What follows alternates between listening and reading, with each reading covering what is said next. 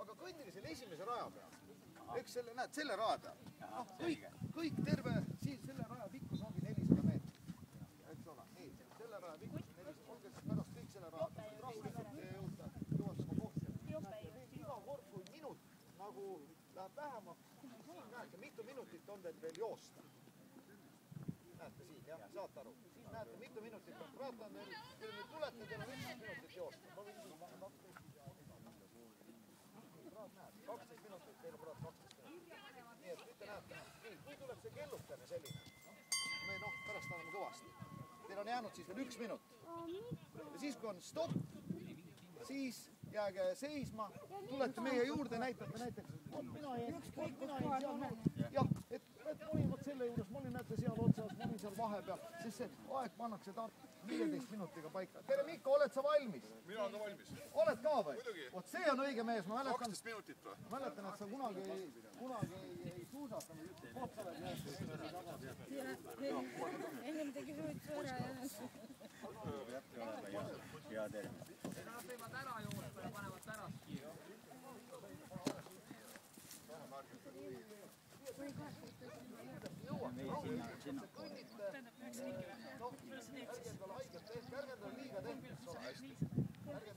Võtke esimese raja peale ja näete. Ja siin näete niimoodi, siin näete siis mitu minutit, me paneme see aja nagu peale. Teil on jäänud veel nii palju minuteid. Ja siis, kui on jäänud viimane minut, mitte viimane ring, vaid viimane minut, tavaliselt see on nagu ringi jaoks, aga siin me anname lihtsalt, nüüd teil on 1 minut veel jäänud.